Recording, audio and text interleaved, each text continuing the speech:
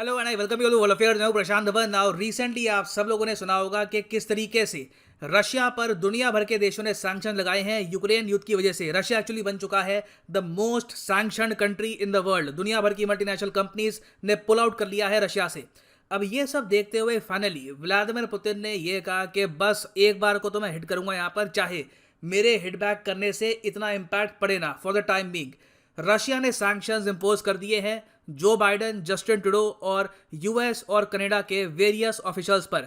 इसमें कई बड़े नाम आते हैं। फॉर एग्जांपल यूएसए के defence secretary Lloyd Austin, CIA के चीफ विलियम बर्न्स, और उस सब के अलावा आज के समय जो बाइडेन की सरकार का पार्ट भी नहीं है, हिलरी क्लिंटन पर भी लगा दिए हैं यहाँ पर रशिया ने सैंक्शन। अब यहाँ पे आप कहेंगे मगर इन सैंक्शन से होगा क्या? रशिया किस टाइप के सैंक्शन लगा रहा है जस्टिन ट्रूडो और जो बाइडेन पे?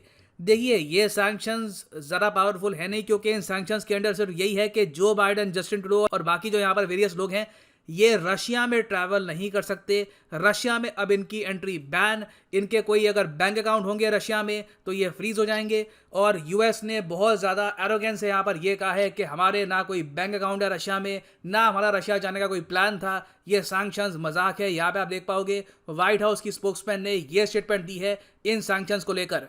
President Biden is a junior, so they may have sanctioned his dad. May he rest in peace. The second piece I would say is that won't surprise any of you that none of us are planning tourist trips to Russia. None of us have bank accounts that we won't be able to access, so we will forge ahead. तो white house की spokesman ने यहाँ पर दो बातें बोली हैं। उन्होंने ये कहा पहली बात तो कि रशिया की सरकार का जो रीड आउट है वहाँ पे लिखा है कि हम लोग सैंक्शन लगाते हैं जो बाइडेन पे।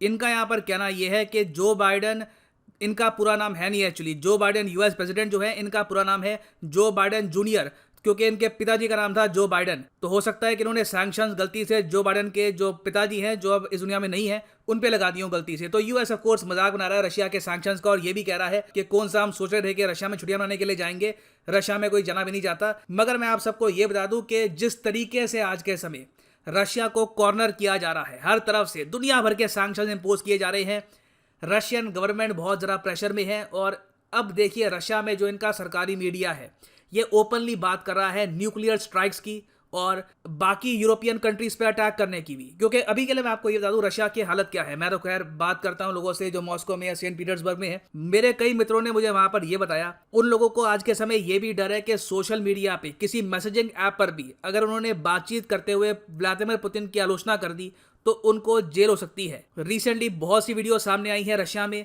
जहां पर प्रोटेस्टर्स बस क्रेमलिन के बाहर खड़े हैं खाली साइन लेकर, वहां पे कुछ लिखा भी नहीं था, मगर रशियन सिक्योरिटी गार्ड्स ने उनको भी जेल में डाल दिया है। मेरे कई मित्रों ने जब मुझे लिखा टेलीग्राम पे और मैसेजिंग एप्स पर कि काश ये वॉर स्टार्ट ना करते, फिर इमीडिएटली उनके माइंड में डर आ गया कि नहीं नहीं ये जो मैंने लिखा ना मैं डिलीट कर देता हूँ, कहीं कोई पढ़ ना ले कि मैंने यहाँ पर लिखा क्या है। तो डर इस तरीके का है। रशियन गवर्नमेंट बहुत ही बड़ा क्रैकडाउन कर रही है किसी भी तरीके के विरोध पर, और इसका रीजन भी है। रीजन ये है कि जिस टाइप के सैंक्शंस रशिया पे लगा दिए गए हैं इनकी इकोनॉमी सर्वाइव नहीं कर पाएगी बहुत ही लंबे समय तक। और इसलिए अब रशिया का जो सरकारी टेलीविजन नेटवर्क है वहां पर हम ये भी देख रहे हैं कि इस तरीके से इनके जो जियोपॉलिटिकल एनालिस्ट हैं जो सरकार से अपनी सलाह लेते हैं, ये ओपनली कह रहे हैं कि क्यों ना हम एस्टोनिया, लटविया या फिर बाकी जो देश हैं उन पर अटैक कर दें। क्योंकि उनका लॉजिक ये है कि जितना हमारा ये लोग बिगाड़ सकते थे बिगाड़ तो लिया, अब इसके आगे क्या होगा? Nuclear war, right? यही है ना।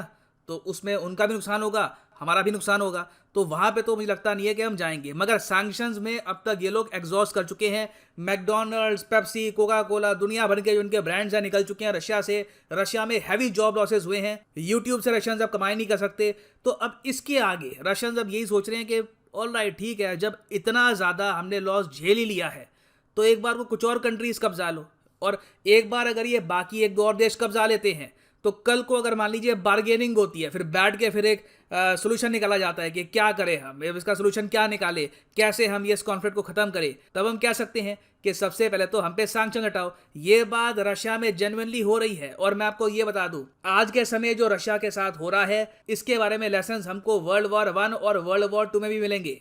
क्योंकि देखिए काफ़ी बार जब हम सोचते हैं वर्ल्ड वॉर 2 के बारे में, दूसरे विश्व युद्ध के बारे में, तो माइंड में एक बहुत ही बड़ा क्वेश्चन आता है कि जर्मनी इतना अग्रेसिव कैसे हो गया था? हिटलर के अंडर ये लोग आसपास के देशों को कब्जा क्यों रहे थे? Why was Germany so aggressive? तो इसका एक्चुअली आपको आंसर मिलेगा वर्ल्ड वॉर वन में। वर्ल्ड वॉर वन में आप अगर देखो तो एक तरफ थी अलाइड फोर्सेस, ये सब थी अलाइड फोर्सेस, दूसरी तरफ थी सेंट्रल पावर्स। सेंट्रल पावर्स में आपको जर्मन एम्पायर भी दिखेगा। तो जर्मन एम्पायर था एक तरफ, यहाँ पर दुनिया भर के ये सब देश थे। इवेंचुअली इन पार्टीज की हार हुई, ओटोमन एम्पायर भी टूट के बिखर गया। मगर जर्मनी को बहुत ज्यादा ह्यूमिलिएशन फेस करनी पड़ी। ह्यूमिलिएशन इसलिए फेस करनी पड़ी थी क्योंकि जर्मनी से साइन करवाई गई treaty of Versailles. Versailles actually एक जगह है फ्रांस में, और इस ट्रीटी के अंडर जर्मनी पे बहुत ज़्यादा शर्तें लगा दी गई, जिससे जर्मनी आप कह सकते हैं एक बहुत ज़्यादा कमज़ोर देश बन गया था। इनके लोग बहुत ज़्यादा नाखुश थे। इनको लगा कि ये जो वर्ल्ड वॉर वन की हार है, इसमें जर्मनी को बहुत ज़्यादा पनिश किया गया है इस ट्रीटी के अंडर। और यहाँ पर आप देख पाएंगे ये जो दुनिया भर में आपको ये देख रहे हैं जो डार्क एंड एरिया है, ये उस टाइम में जर्मन एम्पायर की टेरिटरी थी।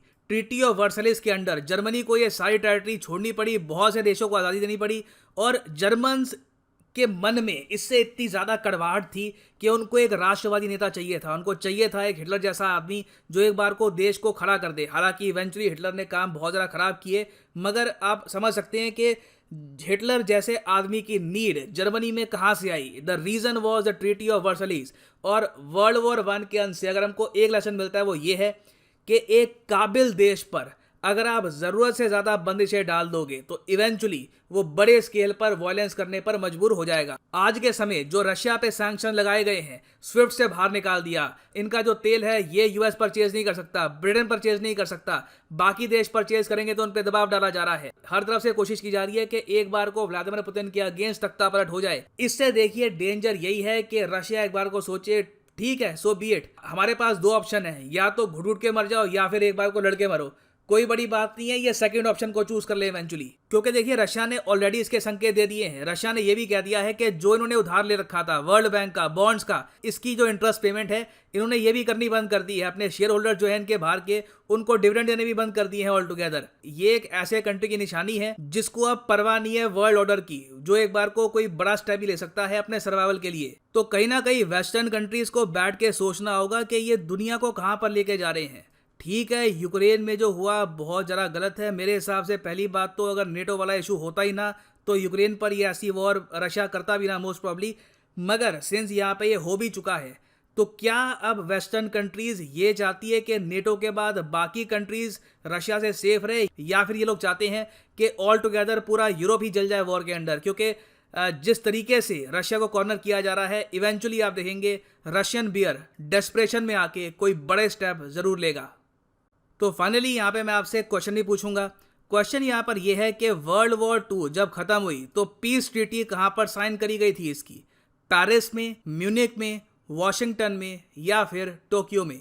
कमेंट सेक्शन में करिए उत्तर। सही आंसर जो भी करेगा उसको मैं दे दूंगा हार्ट, ताकि बाकी लोग भी समझ पाएं कि सही आंसर क्या है। और फाइनली यहाँ पर मैं ये भी ऐड कर दूं कि आज रात 12 बजे अनअकैडमी की 20% सेल खत्म हो जाएगी। तो कमेंट सेक्शन में जाओ, यहाँ पे आपको मिलेंगे ये link, UPSC SSC bank.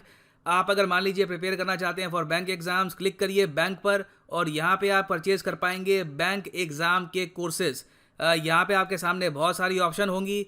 You can buy the iconic course as well, जहाँ पे आपको प्रायोरिटी लाइव क्लासेस मिलेंगी। और आज रात 12 बजे तक आपको यहाँ पर मिलेगा सीधा 20% डिस्काउंट, बाद में डिस्काउंट कम होकर हो जाएगा 10%। तो सिंपली यहाँ पे आपको कोड डालना है PD10 and the prices will start following. You can save a lot of money by using the code PD10। So इसी नोट के साथ यह वीडियो का अंत। Thank you for listening and as always God bless you all.